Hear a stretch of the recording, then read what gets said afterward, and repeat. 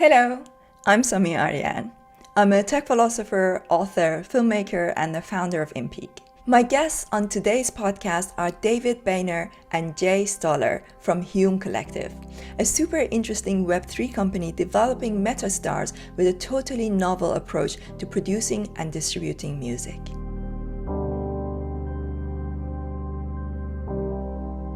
Now, we've just met at a dinner party, and you tell Love me it. about you tell me about Hume Collective and Metastars.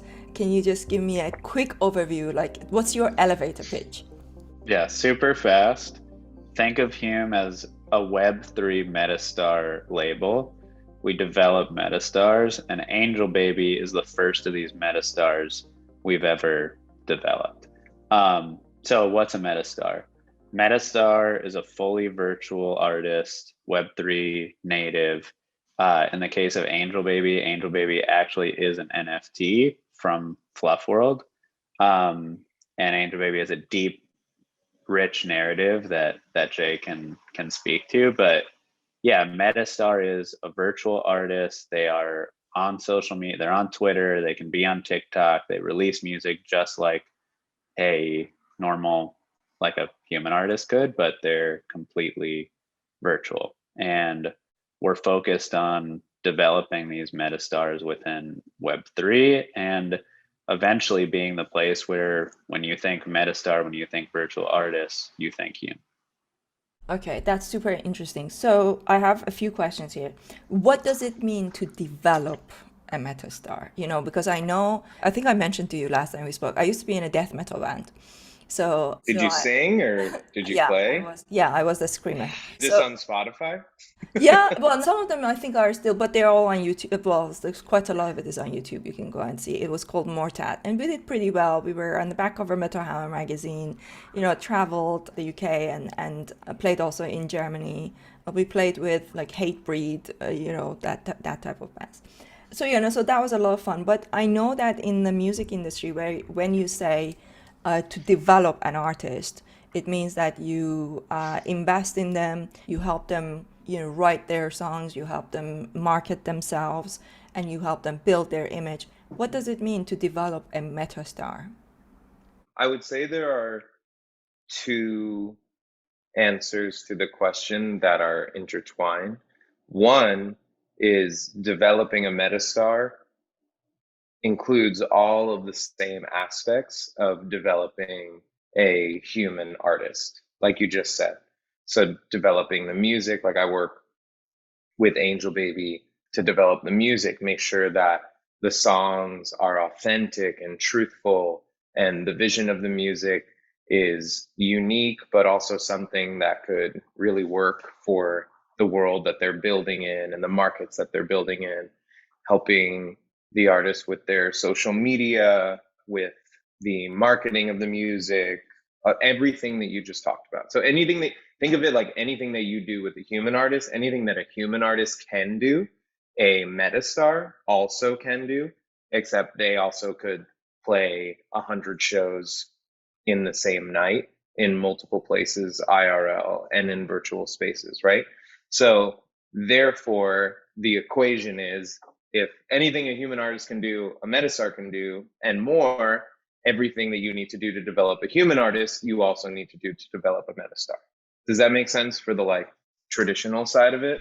Yeah, yeah. Okay. And then what are some of the nuances that are specific to the metastar? Well, that was going to be the other piece where then there's the whole Web3 side of it.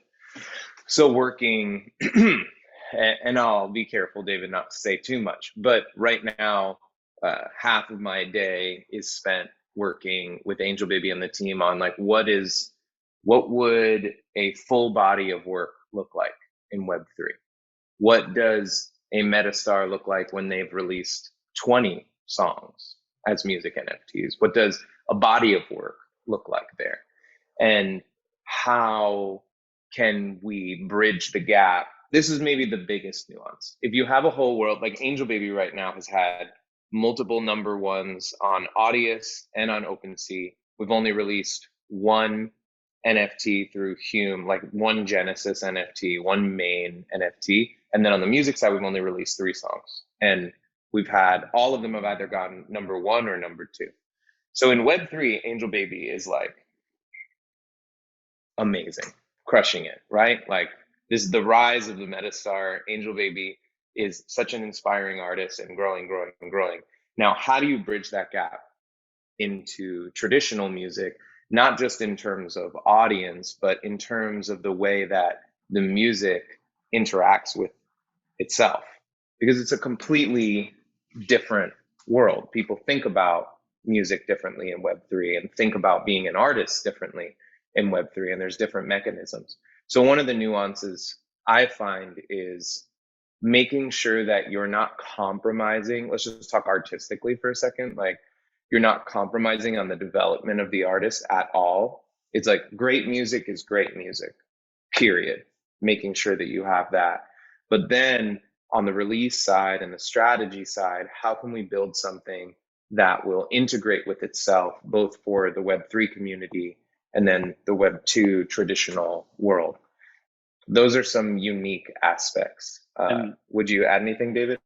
Yeah, the other, big piece, which is what the Hume Genesis starts the process for, is having these Hume Genesis holders actually be part of that process and curating the music for the, for singles, for larger bodies of work with Angelbaby. So what we've been heads down on working on right now is what we call the studio. We used to call it the spot.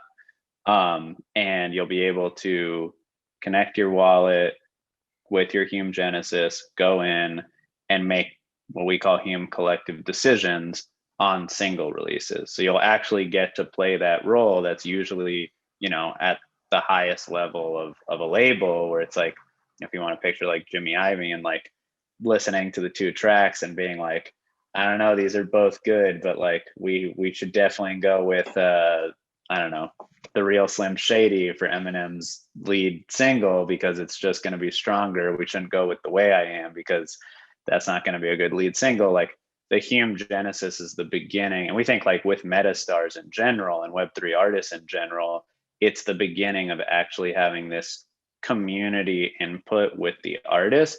Not to say that like, it's not like you control the artist now. That's not how human artists work either. But you're able to start to have this new kind of, we call it fan to metastar relationship or fan to artist relationship through your Hume Genesis, getting early access to these songs, being able to make those decisions. And then that'll lead to some of the more Web3 things people are used to, like that decision has been made. Now Hume Genesis holders have exclusive access to mint that single. And then there's a cascading effect of things that can happen as, happens in all Web3 projects. But yeah, we're really excited to see how Genesis holders interact with this space we've built and how that process, I'm pretty sure no one has ever done this before, where like fans are choosing the singles of an artist. And I'm almost 100% sure no one's done it before, where like the fans are choosing it and then get to go mint that music NFT. Yeah. So the one thing I would add there too, as a nuance, because it's a really great question. You need to make sure that you love every single song and believe in every single song, because all of the power is with the community at that point, which is there's actually something really powerful about that I'm finding in working with the team and Angelbaby and on all of the development of the metastars, because at a certain point it's like, all right, now the community decides, what do you want to hear? Where does this go? That is not usually that's not how it goes at all. There's usually a pretty big discourse between artist and management and publisher and label, and then within the label, from the product manager to the A&R and the head of A&R and the label head, and then the owner of the conglomerate comes in and says, my cousin wrote the song, we're fucking putting that one out. So it's like the whole concept of what happens after the music is created is completely different and unique. Um, yeah. So you answered the question that I was going to ask, but I think we can dig a little bit deeper into that, and that is why Web3? Why do we need to Mm. make this thing in Web3? What do we actually need it, or is it more about that the immersive aspect of it, or are we using Web3 native ways of doing this because of the way that you want to build community? Yeah, I mean, I'd say it's like three. Two of them are kind of similar, but it's like immersion involving the community and like cutting out layers of middlemen and guesswork. And number three is gamification. Like the whole, what's the biggest entertainment vertical on planet Earth right now? It's gaming, and it's not even close. It makes everything else look like mom and pop shops right now. So Web3 is inherently, on some level, you know, whether sometimes it's the simplest form, it's Yuga Labs dropping a serum and letting people, you know, am I going to hold my, it's simple game theory. And then there's obviously projects that have pushed, you know, their literal full Web3 gaming projects. But finding ways in which we can make this experience feel more like a game, and where the fan, down to, there's the choosing the singles, and then there's the other pieces that can happen on the game theory side that artists have never really had the chance to play with either, because you've also never been able to interact with your fans all the time like this, which is pretty cool. So there's the immersion aspect of building this experience that you're able to reward holders with. In our case, it's like going into the studio, early access to these tracks, and choosing what the release should be, curating larger pieces of work. But then also there's opportunities to gamify music in a way that hasn't happened before. And I know, like, I think to some people will be like, well, why do you want to gamify music? And the answer is, I'd say, like, there's different levels of what that means, and it's going to be interesting for different people. And it doesn't mean, I think, like, people jump to like, so all music is going to be gamified for the rest of time. Like, we used to get that a lot of the time when talking about like, oh, we're building virtual artists. Does this mean there won't be human artists anymore? It's like, absolutely not. This is just like, you're going to have human artists and you're going to have virtual artists, and you're going to have music that gets released that doesn't have a, you know, NFT aspect to it, and you're going to have music that gets released that does have an NFT aspect to it. And like, all of this is going to be living together. I don't see, things aren't going to, like, things rarely fully replace. Yeah. And when you look at the history of how some of the communities around the biggest artists in the world were created and developed, a lot of them were through highly engaged, devoted fans that were having a kind of like unsanctioned, gamified experience. But the tools were not there for them to have that experience on chain in a way where the technology supported what was happening. But what was happening was, you had, like, even with the the Beatles and Kiss and Justin Bieber, and One Direction's a great example. I'm actually meeting with someone tomorrow who started off as like, she had a small One Direction fan club, and then she started her Twitter account and she started getting more and more followers, and they would have contests and they would have more and more ways that you could get closer and closer, until she herself had 250,000 followers on Twitter, and then got hired by the band and got to meet the band. And what really was happening there was this like gamified experience as a fan, but it wasn't official because there wasn't a real system in place to make it that way. And those fan clubs are the ones who are generating, those are the fans that are generating hundreds of millions of dollars for these artists. So what happens when you put a structure in place and you utilize Web3 to create something like that? And then you add in being able to make decisions with the artists and with the collective, and then you add in they're native to the metaverse. they're able to do multiple things at once. That's what really excites us in terms of the power of Web3 connected to metastars. Will this artist play in real life? And when they do play in real life, what will it look like? Is it like you have to wear goggles to? So David, do you have any of those videos like pulled up? You just share one on the Zoom. yeah, I could pick one up. Yeah, we've done 3 live performances with Angelbaby.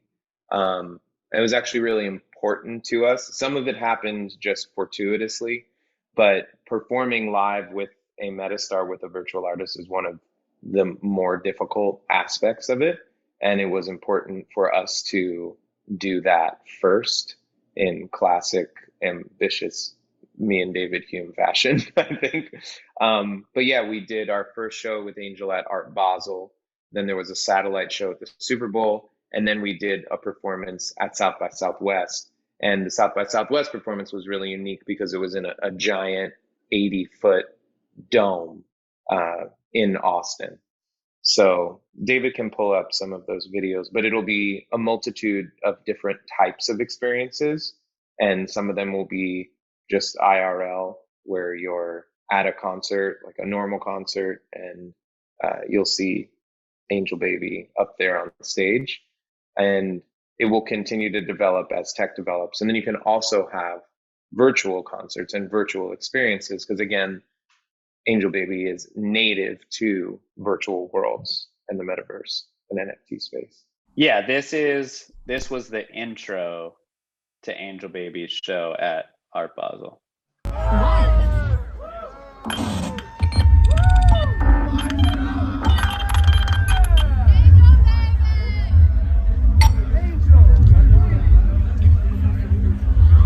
So it's a screen, but it feels like a live experience. There's smoke, there's lights. In this specific situation, the stage that Angel's performing virtually is connected to the lights on stage, IRL, and the smoke as well. So everything is like synchronized. It's a synchronized experience. And then the performance at South by Southwest was like a fully immersive 360-degree dome, like we were talking about. I feel like live performance, similar to even the beginnings of what we're doing with these decisions, like we're in like, this is Morse code phase. Like we are at the beginning of this. Within a year, 2 years, 3 years, like there's already conversations we're having about next iterations of Angelbaby Live and what that looks like, and different technology there. And then the same thing in virtual spaces. In answer to the question of why gamification, as a tech philosopher, I always think that the meaning of life is gaming. I always think about, like, in nature, I look at my cats. I've got 2 cats. They play all the time. They need to play. As humans, what we do when we are building a business, that is playing a game. Everything that we do, when we hunt, like, we're not just here to survive. We are constantly needing to create new ways of playing, and that's what life is really at its core. So I think gamification of everything that we do is just going to increase, and we are just going to find new ways of using technology.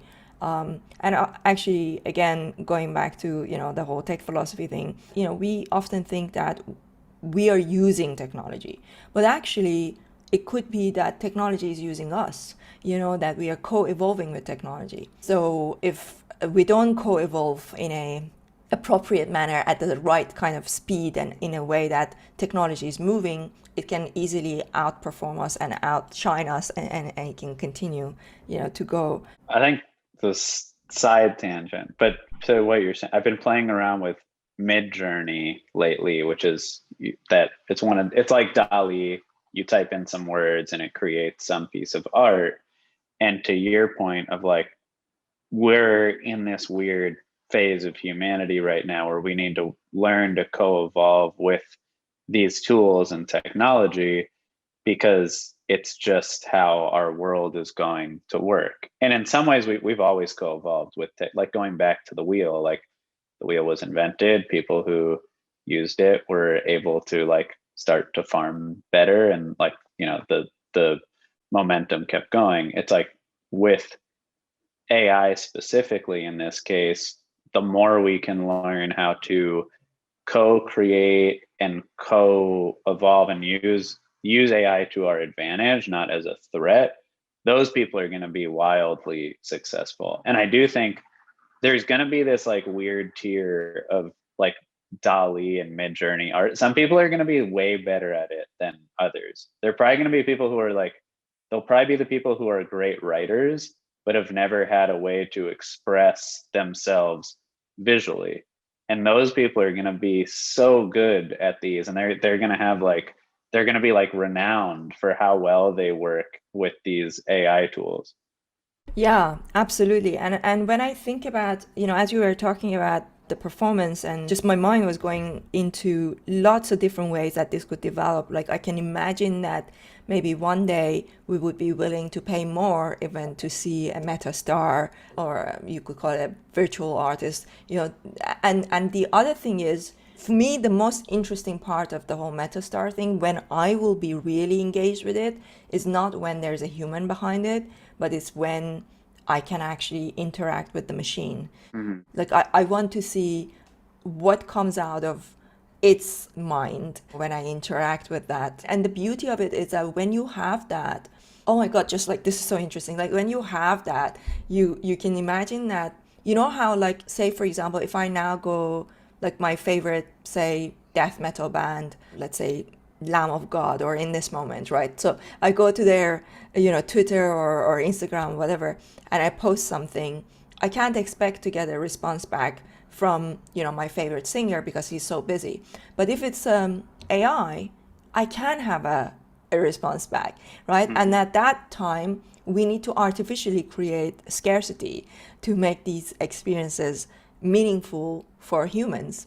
But it can be so interesting to say that, you know, maybe at that point, then we have the choice to whether we want to create that scarcity or not. It may be that we would say, no, you don't want to have that scarcity, and Right. you want to have that personal relationship with that virtual artist. And that virtual artist will give a different response to each fan that posts something, you know, that tries to interact with them based on the input that they get. So it can create infinitely interesting possibilities. So when you guys are building this, are you thinking that far ahead? You know, are you thinking that one day your artists are going to be truly AI, basically? Yeah. We think about it. I mean, we think about it all the time. There's a lot of hurdles, I think, that are still in front of us to get to full AI. What I think will happen is like you'll start to have pieces of it become more automated. But for example, like with your Twitter example, and we've talked about this a lot, it's like at first it seems like a great idea to have this AI responding, but if the AI, right, it's like train whatever it was trained on, machine learning, if it says one, like we see what happens with humans with cancel culture, like if the AI makes one mistake, maybe it like learned a word that it shouldn't be saying, but it thinks it's okay to say that word, and you had like one mistake, now you just tanked the entire brand and project. So I do think it's going to be longer than we think to get this like this kind of AI that you just like let loose and is just like answering people on Twitter and interacting with people. And for a while, it's going to be more of these. We see it with like chat bots, where like more choose your own adventure feeling AI, because the risk is pretty large. All it takes is one comment that, you know, shouldn't be said, and now the work of, you know, 2 years, 3 years, whatever it is at that point goes under. So we talk about it a lot, and then we get into these conversations of like, okay, what are the risks, and then like what's most likely to start to happen first. The interesting thing is that before I started getting into blockchain, I spent so much time researching AI, and it's something that I used to give a lot of talks on this topic, ethics of AI and philosophy of AI, and all that stuff.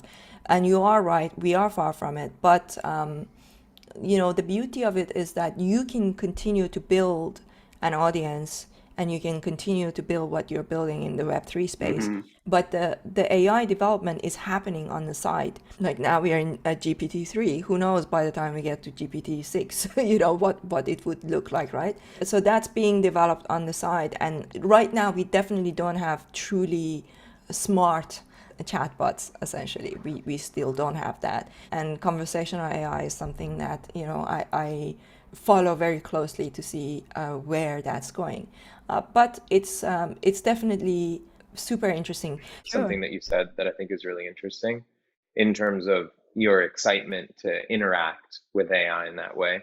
I think our thought with it as well is when you get to that point, it's really fascinating, but you want there to be a world and a richness to that world that you really care about that artist. Like Angelbaby comes from the year 3045. They became sentient at a certain time. They have people that mentored them and raised them. They have people that were like the love of their life. Like throughout people getting to know Angelbaby more and more, you're going to get to understand their narrative and understand their narrative world. And for us, at the core of our belief in the future of metastars and virtual artists, equal to that is the importance of a narrative and a world and a story that is as wide and rich as Lord of the Rings or Harry Potter or Star Wars or Marvel. So if you can build and develop Angelbaby to the point, and then other future metastars like we're doing, plus you have that rich world, and then technology has now caught up, it's going to be a whole other level because you actually love this artist, The problem that I personally would have at the moment where we are right now is that I know there is a real person behind that, and I can't interact with that person. You see what I mean? Like it can be quite frustrating. So in a way, the process of making the music is hidden from me. I can't see the artist, because I used to be in a band. So we used to film all the behind the scenes of, okay, like me sitting with my, team and like working through ideas, and you can't reveal that. So my question is, how do you get around that challenge of the fact that you can't show the process? And then from there, the next question I have, is there a risk that at some point the artist will be like, actually, I want to be myself, like I want to show who I am? I mean, if I can say like a quick thing, it's that in a weird way, we actually do show the process. So if you go to, I don't remember what month it was right now because time is weird, but somewhere in April or May of Angelbaby's Twitter timeline, Angelbaby had a songwriting camp the same way that the biggest artists in the world would have a songwriting camp. And there's photos of Angelbaby with those songwriters that they were writing with at the camp. So we do try and, that behind the scenes experience and like seeing what's happening behind the scenes, like you pointed out, is part of following and engaging with an artist. And it's why Angelbaby posts, photos from their writing camp and photos with Gino the Ghost, who they wrote with, or a photo with Jay when they're writing with Jay, or a photo with Brandon, before they came out with their song Minted. So that is something we like think about a lot, and it's something that's really important to us, and it's something we've made an effort to make sure like you can see Angelbaby behind the scenes. This is a full experience of being with that artist.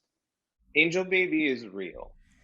This Right. is what I would say. If we're talking about like tech philosophy, and we want to get into just overall like archetypal philosophy and narrative philosophy and religion, Angelbaby is real, and we have conversations with Angelbaby, we build with Angelbaby. That is, I believe, going to be a big part of the success and growth of not just what we're building at Hume, but we're friends with a lot of other people who are developing virtual artists, and the way they talk about that, and like, no, you know, this artist is real, this metastar is real. I think that that is really important, as perhaps insane as that might sound as I say it, because I do genuinely believe that 99% of humanity, you might be in the 1% of like highly inquisitive people, who understand a lot about AI and understand about music and understand about Web3 and business and all of that together. Like, you're a very unique case. But I do think the human instinct is to believe. Otherwise, we would have never made it. We look up at the stars This is and so we're like, funny. all right, well, that one is this god and that one is this. And, you know, We like stories. That's right. Do you know Donald Hoffman? Have you heard of Donald Hoffman? He is the author of The Case Against Reality. I actually have him coming on my podcast soon. So no. he's this really, really like incredible scientist who has written a book about the fact that everything that we experience is not reality. Essentially, that we are living in a simulation. And he has this really, really interesting way of explaining it. You know, say, for example, if somebody says, so does that mean that I can't die if I go and stand in front of a truck? And he says, no, you can die, just like the way that I can take this icon from my desktop and put it into trash and then delete it. You know, you can die in a similar way, you know? So, so super, super interesting. So yes, you're right in the fact that, you know, I really like dig really deep into, you know, what is reality, right?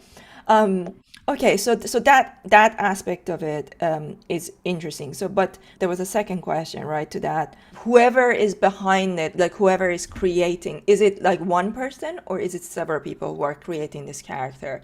And what will happen if these people decide one day that they want to dox themselves? That like, I don't want to be an Angelbaby. Like, I want to show who I am. That I'm behind Angelbaby. To you know, maintain the reality of Hume for a second, the way I'd answer that is Hume has a full team of people. We have a 3D team made up of currently five full-time, plus sometimes we bring in other people. We have a creative director, a 3D director. We have Jay's our chief artist officer. He's behind all the music, the narrative, works with Angelbaby. He brings in other songwriters to work with Angelbaby. So there's a full team of people at Hume developing this metastar. And Angelbaby couldn't do it without the team. Yeah, and I might say, like, look, Angelbaby is real again. Like, and what is reality? It's Is continue to talk Angelbaby about that. real the way that Santa Claus is real? Well, it depends on what you believe about Santa Claus. But the other thing that I would say is, if you think of one aspect of Hume, just the studio, the creative studio part of Hume, like you think about Pixar, and you know, we're developing metastars, Pixar develops 3D movies, there will always be Woody, there will always be Buzz Lightyear. And on a very deep philosophical level, in terms of how we operate and develop, we've built a foundation that will allow for that. I think that's probably as much as I should say before there's an issue. But yeah, we've developed it so that cannot become an issue. Okay, no, that's fair enough. Okay, look, now let's talk a little bit about, so because people want to buy the token. I bought the token. I want to know, what did I buy? What exactly is the business model here? Right now, I understand that you don't have direct competition, but what happens when more people come into the space? You know, in the short run, what does it mean for token holders? In 1 year, what does it mean? Where does that go?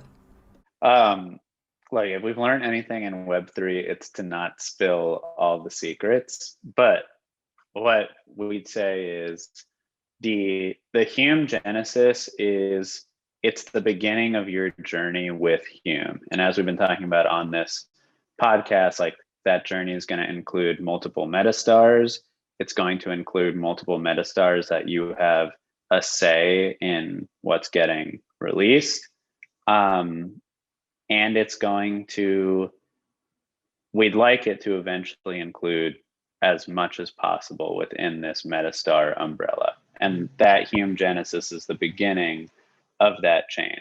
So what's guaranteed with the Hume Genesis is, from a NFT perspective, is each metastar will have this, of these season 1 metastars will have this Genesis mint. So Angelbaby is going to have their own Genesis mint.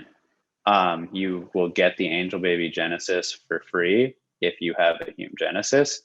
And there will be other metastars that will have this Genesis mint that opens up their worlds. So if you think about it, if you want to think of like Hume as the label for a second, and these other artists are going to have their own worlds, but those worlds connect back to Hume, the Hume Genesis guarantees that you're going to be a part of each one of those worlds, and your power within the Hume collective at the label level grows. So if you have the Hume Genesis and the Angelbaby Genesis, you'll now have even more influence when Angelbaby is releasing their tracks later. So the Angelbaby Genesis will come later this year, or super early 2023. And there's some fun stuff on the way to that. But if you're a Hume Genesis holder, you're guaranteed access to this world and free mints on the Metastar Genesis NFTs and exclusive allow list spots on certain drops that will happen on the way there. So if to put it succinctly, it's your key into the beginning of Metastars as an industry and what we believe will be some of the most successful virtual artists and Metastars on earth, and arguably the most successful virtual artists in Web3 right now. What I'll add, and this is where there's a lot of legal layers in this world, and there's a lot to think through. But whether it's figuring out how to experiment with IP, experimenting with other things that people are experimenting with music, like those are layers that we're thinking about, much in the way that some of the best teams in this space took 6 months, 12 months to really think about and make sure they got it right. We're thinking about those aspects of things and working with our teams to make sure we get it right. And if those things make sense, those will be, part of what being a Hume Genesis holder is all about. Wow, David's dropping the real alpha. No matter how many times I talk to David before a podcast or a Twitter space, there's always something I'm surprised with. The last thing I'd add to that is, like, we talk deeply about the importance of gamification and how I love what you were saying too about how life is essentially, like, at the core of it, our desire to play games. But we've talked about how important that is to us. You can think of the Hume Genesis as, the Grail NFT in this world of gamified music that we're building. Do you see that the fact that you're using NFTs might limit your reach, at least at this moment, in terms of being able to, because it's like now Angelbaby's main, I suppose, listeners or fans are going to be in the Web3 space, and the Web3 space is already so small. So you made the decision to go down this route of developing Angelbaby within the NFT Web3 space. So that itself gives you a smaller pool of audience. How do you think that will affect developing this brand? I'll take that. The Beatles. Let's go back to the Beatles. How did the Beatles develop? Right? Liverpool, the Cavern. I believe the Cavern only held hundreds of people, not many hundreds. And that entire Mercy Beat scene with all of these bands came out of this tiny world where there were hundreds of people going to the shows. Death metal, hardcore, emo core, all of that shows at VFW halls in America, or like small outdoor breweries and like places in Europe, hundreds of people. Green Day, punk scene, hundreds, eventually thousands. I would argue that there is no better way to grow an artist from the bottom up than in a hyper engaged, loving, obsessive community that's small at first. Because if you just try to go out there and you're like, I'm putting out my music for the masses, well, who is it really for? Like, who's your core audience? Who are your fans? So a lot of what we talked about early days, as we were diving in with Angelbaby, was like the whole Web3 world with PFP communities and different NFT communities. To me, it was like seeing the whole world of punk rock, but there were no artists.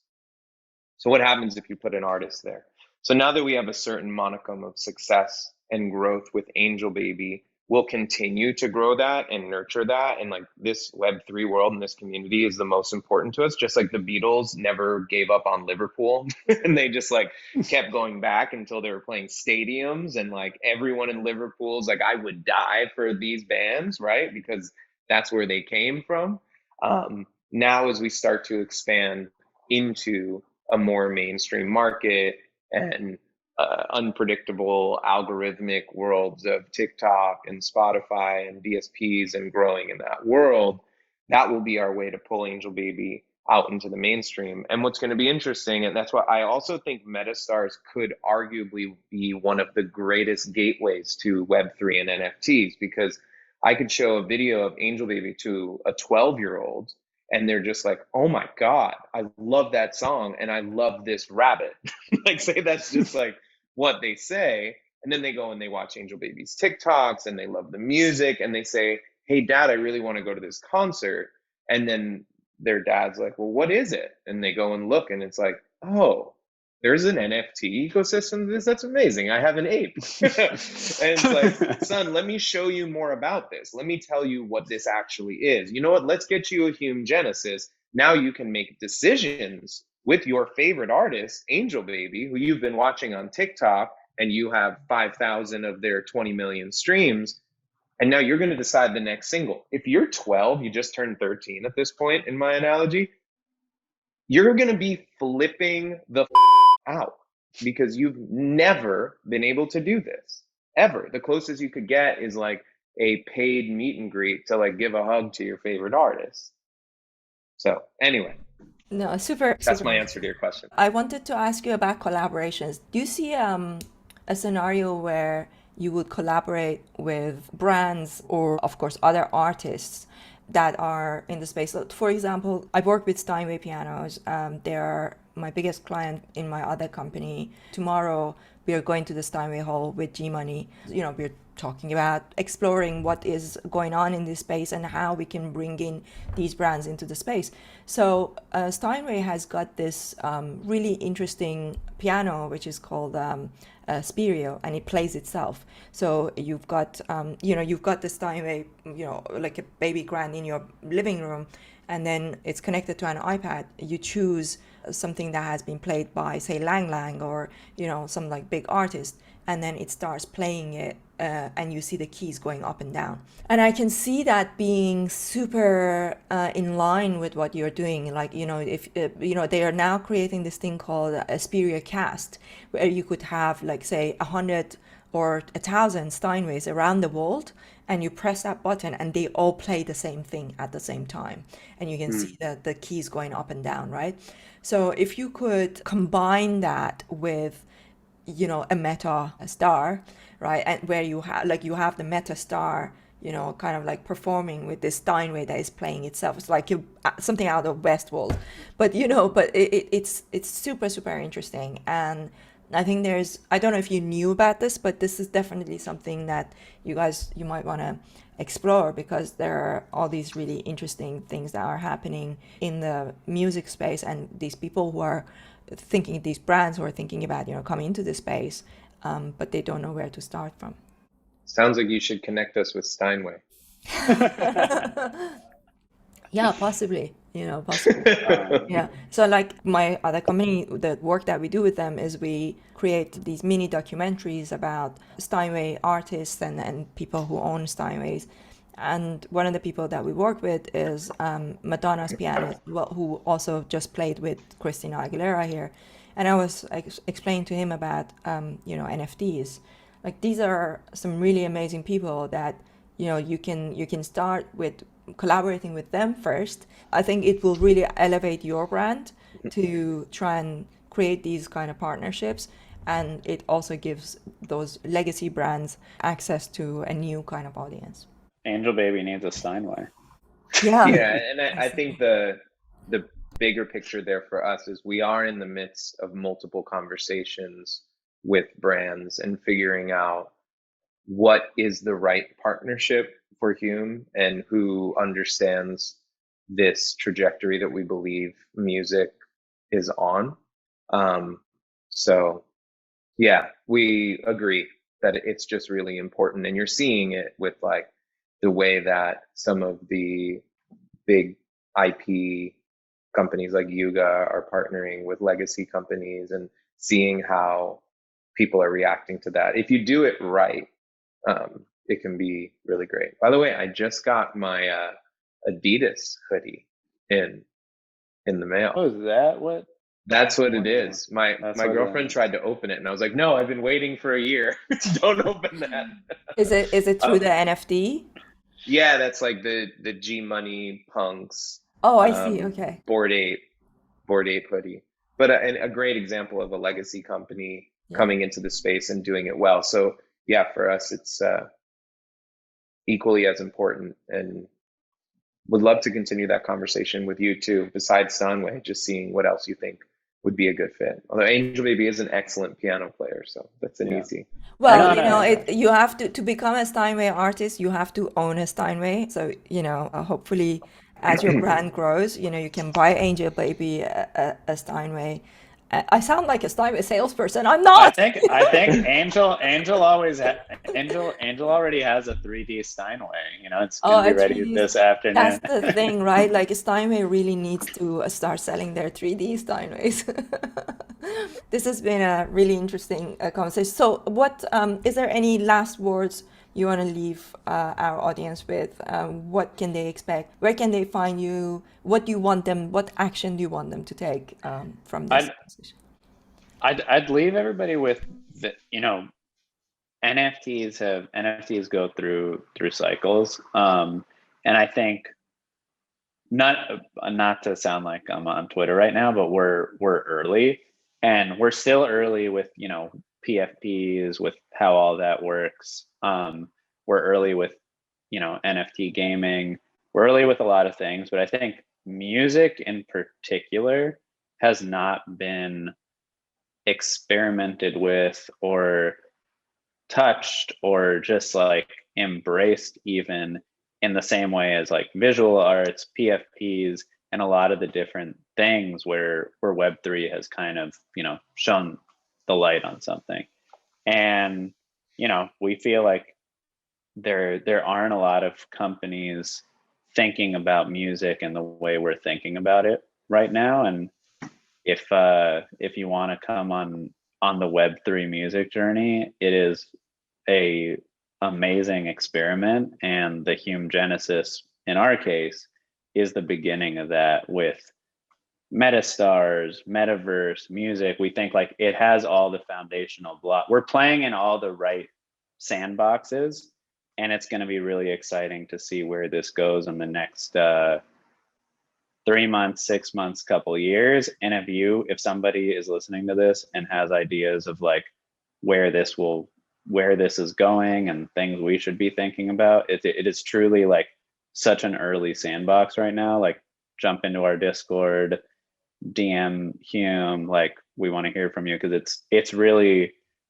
is early right now, especially with Web3 music, and there's so much that can be created and experimented with. So Super interesting. Jay, any last words? For some reason, this was coming to my mind. David and I talk about this a lot.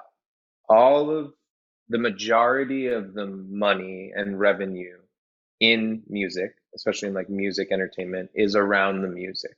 There's still, revenue and money in the music, but it's everything around it. The live performances, the merchandise, the brand partnerships, the TV shows, the biopic, the movies, the Steinway relationship, all of those things.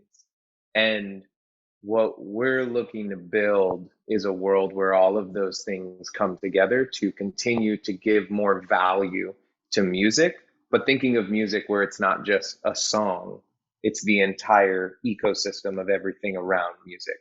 And going back to what you said early on, like why Web3?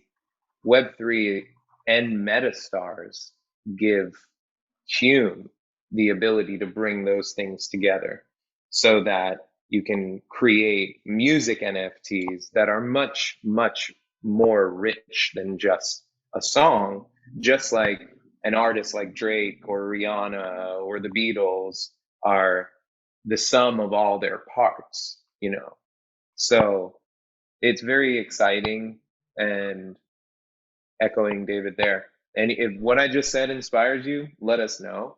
And we're excited to take everybody on the ride that we've always wanted to go on. We've been talking about this obsessively since 2016. So I'm glad that the world is moving at the speed that it is, and Yes. we finally get to build what we've been seeing.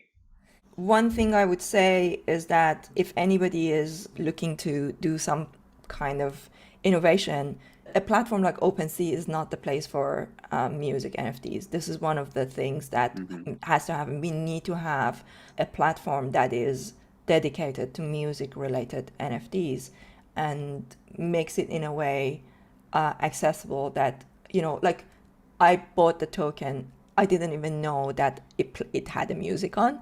So the other day I was like, oh, I see that there's a button here, so I have to play this thing. And then I was playing all of the different ones to see if they were all the same. So as a next step, so you want people to follow you on Twitter? Can you tell them? Follow. Yeah, so follow at We Are Hume on Twitter. Follow at Angelbaby on Twitter, and then from our Twitter, you should be able to easily make it to Discord. And if you go to OpenSea, Hume Genesis, it's verified. Don't click on any that is not verified. Click on the verified one, and you'll see the whole collection there. Awesome. I need to come into the Discord because I have the token. So come in Yeah. and see what's going on. Go All on. right. Thanks for having us. Yeah, This was no, awesome. Yeah, this was great. Yeah. Really enjoyed it.